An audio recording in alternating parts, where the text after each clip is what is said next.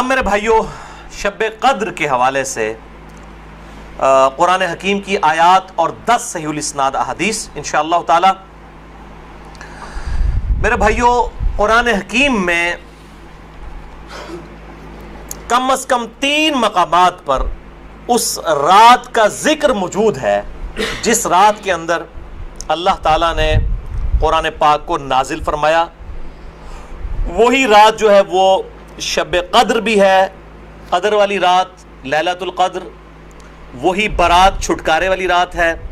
قدر تقدیر کے معنوں میں بھی لے سکتے ہیں، فیصلے کی رات، اور وہی رات لیلہ مبارکہ بھی ہے۔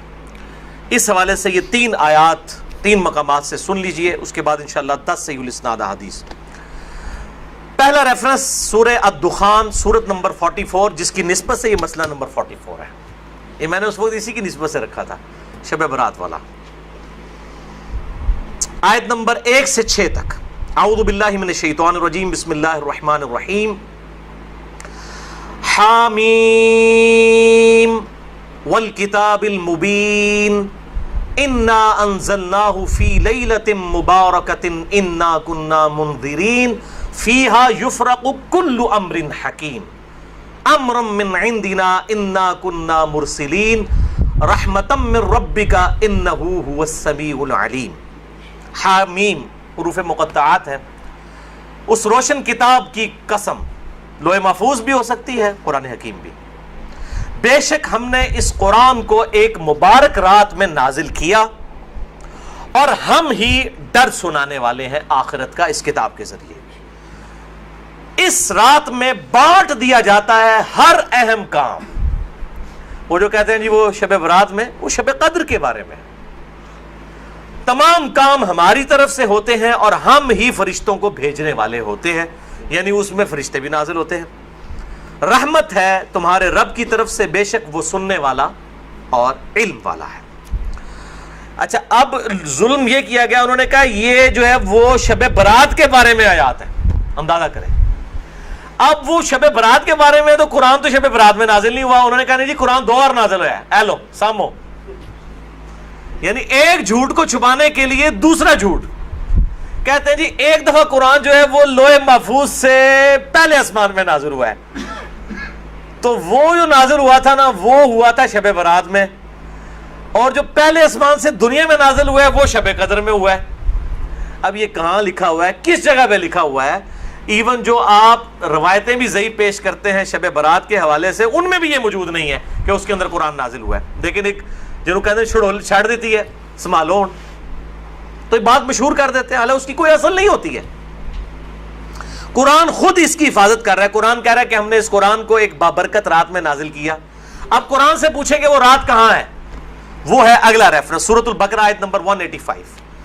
شہر رمضان الذی انزل فیہ القرآن ھدی للناس وبینات من الھدی والفرقان۔ رمضان کا مہینہ وہ ہے جس میں ہم نے القرآن نازل کیا، جس میں ہدایت ہے، اور اس میں ہدایت کے روشن دلائل ہیں، اور دلائل، اور یہ الفرقان حق اور باطل میں تمیز کرنے والی کتاب ہے۔ فائنل ٹیسٹمنٹ ہے، اس اولڈ ٹیسٹمنٹ اور نیو ٹیسٹمنٹ کے بعد یہ فائنل ٹیسٹمنٹ۔ تو اب اگر وہ رات رمضان کے مہینے میں ہے تو وہ پھر شب برات وہ والی نہیں ہوگی۔ شب برات جو ہے وہ شب برات، شب قدر ہی شب برات ہے، یہی شب مبارکہ ہے۔ تیسرا ریفرنس قرآن حکیم کی مکمل سورت ہے، سورۃ القدر، سورت نمبر 97، پارہ نمبر 30 میں۔ انا انزلناہ فی لیلۃ القدر، بے شک ہم نے اس قرآن کو تقدیر کے فیصلوں والی رات میں نازل کیا۔ وما ادراک ما لیلۃ القدر، اور تمہیں کیا ادراک ہے، تمہیں کیا پتا کہ یہ لیلۃ القدر کیسی رات ہے۔ لیلۃ القدر خیر من الف شہر، یہ وہ رات ہے جو کہ 1000 مہینوں سے افضل ہے، یعنی قمری اعتبار سے آپ سمجھ لیں کوئی 84-85 سال، اور سولر ایئرز کے اعتبار سے 82 سال کی عبادت سے بہتر ہے اس رات میں عبادت کرنا۔ تنزل الملائکۃ والروح فیہا باذن ربہم من کل امر، اس میں فرشتے نازل ہوتے ہیں اپنے رب کی جانب سے تمام اہم کام لے کر۔ وہی فیہا یفرق کل امر حکیم۔ دیکھیں قرآن کے پیچھے قرآن کی آیات، قرآن کی سب سے بیسٹ تفسیر وہ ہے جو قرآن سے کی جائے۔ سلام، یہ رات سراپا سلامتی ہے، ہی حتی مطلع الفجر، اور یہ سلامتی ہے فجر کا وقت شروع ہونے تک، طلوع فجر تک۔ ویسے تو بخاری و مسلم کی میں نے حدیث بیان کی کہ پورا سال ہی آخری تہائی رات میں اللہ تعالیٰ کی طرف سے ندا آتی ہے، لیکن اس کی خصوصیت یہ ہے کہ مغرب کا وقت شروع ہونے سے لے کر طلوع فجر تک یہ پوری کی پوری رات اللہ تعالیٰ کی طرف سے ایک خاص رات ہے جس میں فرشتے نازل ہوتے ہیں، اہم کام بانٹے جاتے ہیں، تقدیر کے فیصلوں کی رات ہے۔ تو یہی شب قدر ہے، یہی شب برات ہے، یہی لیلہ مبارکہ ہے، یہ سارے کے سارے نام اسی پہ فٹ بیٹھتے ہیں۔ اب آخر میں 10 صحیح الاسناد احادیث اور 10 کی 10 جو ہیں وہ میں مشکات سے ان کے نمبرز بھی بتا دوں گا، اور بخاری اور مسلم پرائمری بکس کے نمبر نہیں بتاؤں گا، مشکات کے نمبر بتاؤں گا جو انسائکلوپیڈیا آف حدیث ہے۔ پہلی حدیث صحیح بخاری صحیح مسلم دونوں میں ہے، مشکات میں ہے 1958۔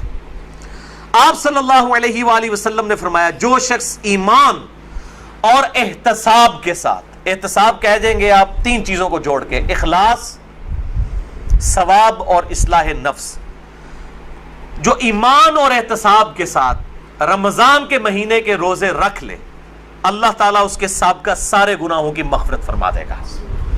اور جو ایمان اور احتساب کے ساتھ رمضان کی راتوں کا قیام کر لے، یعنی تراویح قیام اللیل کر لے، اس کے بھی سابقہ سارے گناہ معاف ہو جائیں گے۔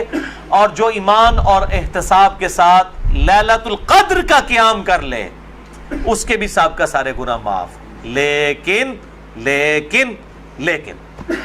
صرف چھوٹے گناہ، کبیرہ گناہ صرف توبہ سے معاف ہوتے ہیں، چھوٹے گناہ تو آٹومیٹکلی معاف ہو جاتے ہیں نیک اعمال کرنے سے۔ اس کے ثبوت میں وہ حدیث ہے صحیح مسلم کی جو مشکات میں ہے 564۔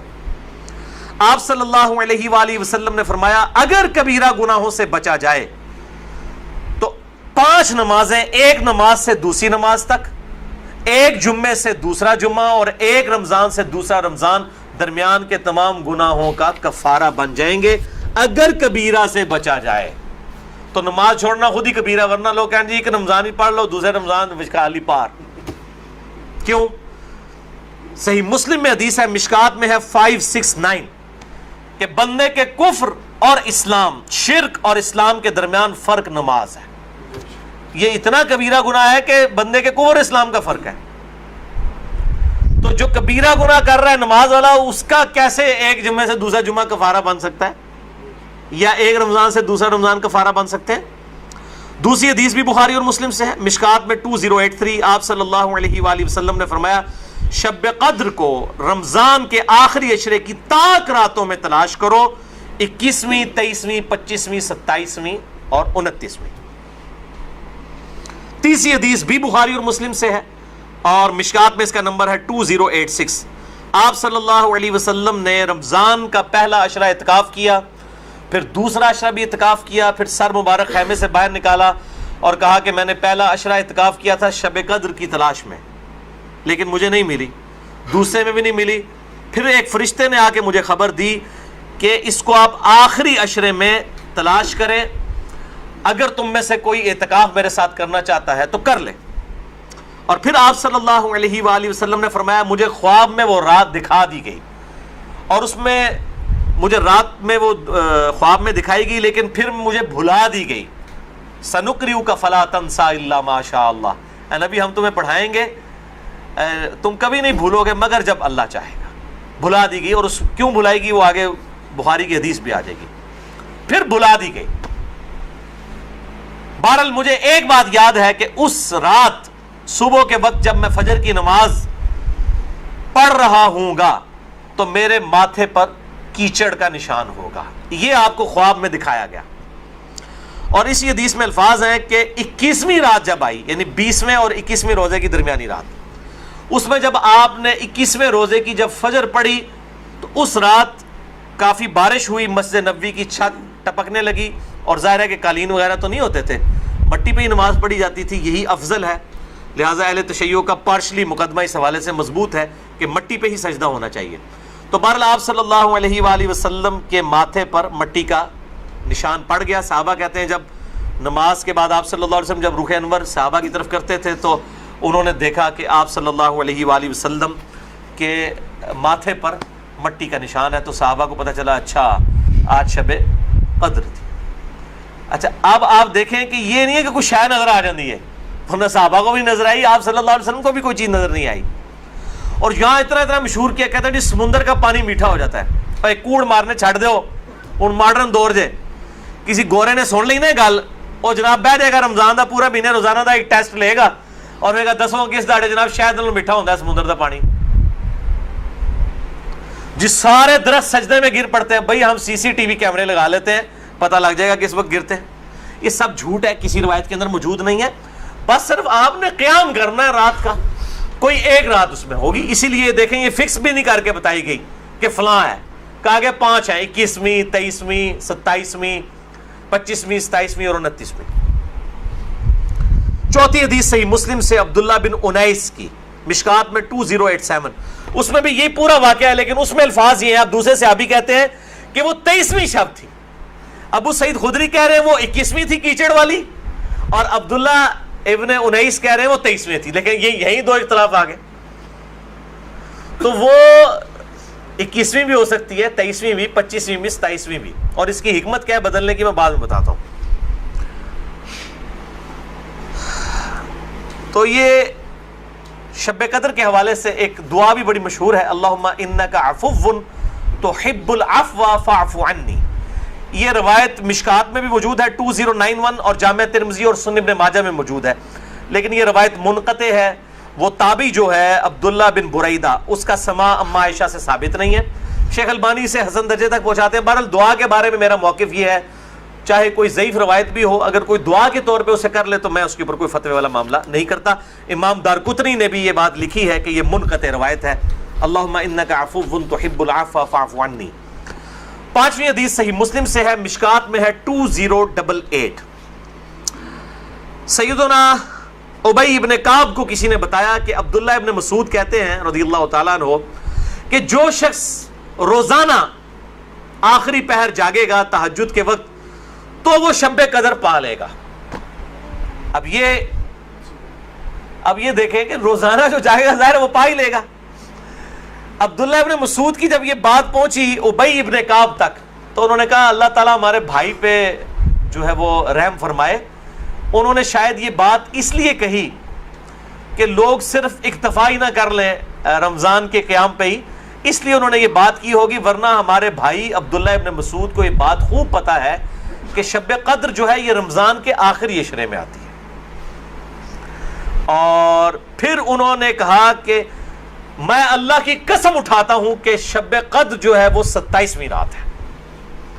اور تابعی کہتے ہیں کہ انشاءاللہ کے بغیر قسم کھائی، کیونکہ اگر آپ انشاءاللہ کے ساتھ قسم کھائیں نا تو وہ قسم ڈاؤٹ فل ہوتی ہے کہ اگر اللہ نے چاہا تو. انشاءاللہ کے بغیر قسم کھائی جاتی ہے تو کنفرم ہوتا ہے کہ وہ بات ڈیفینیٹ کر رہا ہے، کرنے والا واقعی قسم کھا رہا ہے.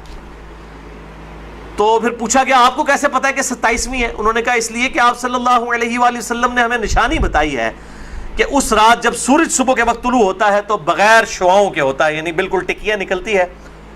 اور ویسے تو عموماً ویسے بھی ٹکیاں نکلتی ہے، لیکن وہ شاید زیادہ دیر تک کے لیے ٹکیاں رہتی ہے. اب حالانکہ باقی روایتوں کے اندر 21ویں 23ویں بھی آیا ہے، اور یہ قسم اٹھا کے 27ویں، تو اس سے مراد پھر تطبیق یہ ہوگی کہ جو انہوں نے پائی ہے وہ اس سال 27ویں کو آئی ہوگی، ورنہ تو یہ بدلتی رہتی ہے. 6ٹھی حدیث صحیح بخاری سے ہے، مشکات میں 2095 کہ آپ صلی اللہ علیہ وآلہ وسلم شب قدر کا دن بتانے کے لیے کہ آپ کون سی رات کو یہ آئے گی باہر تشریف لائے تو 2 مسلمان آپس میں جھگڑ رہے تھے. یہ جھگڑنے کی نحوست دیکھیں. آپ صلی اللہ علیہ وسلم بھول گئے اور آپ نے فرمایا کہ مجھے اللہ نے بتائی تھی وہ رات لیکن پھر مجھے بھلا دی گئی، سنقرئک فلا تنسى الا ما شاء اللہ. اور پھر آپ نے فرمایا کہ اس وجہ سے بھلائی گئی کہ یہ 2 مسلمان آپس میں جھگڑ رہے تھے، اور پھر کہا ہو سکتا ہے کہ اللہ کی اسی میں بہتری ہو، یہ بھی ساتھ کہہ دیا، ورنہ انہوں 2 مسلمانوں نے لوگ قیامت تک کوستے رہتے. بھائی اللہ نے بتانا ہوتا تو بعد میں بتا سکتے، اللہ کے لیے تو کوئی مسئلہ نہیں تھا، اسی میں بہتری ہو، اور یہ واقعی بہتری ہے. اور پھر فرمایا اب تم اسے 21ویں 23ویں اور 25ویں میں تلاش کرو.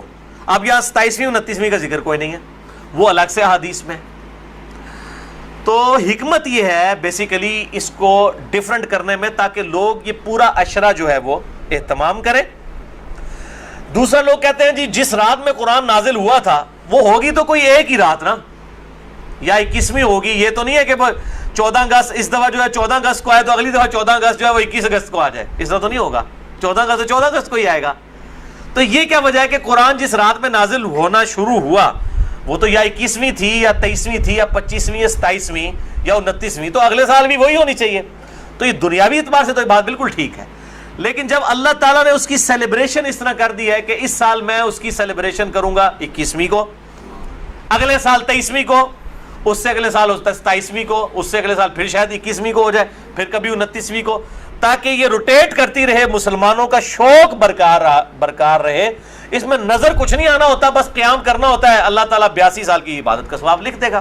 اور اس کا آسان طریقہ میں آپ کو اینڈ پہ 2 حدیثیں بتا دوں گا سست الوجود لوگوں کے لیے انشاءاللہ میرے جیسے.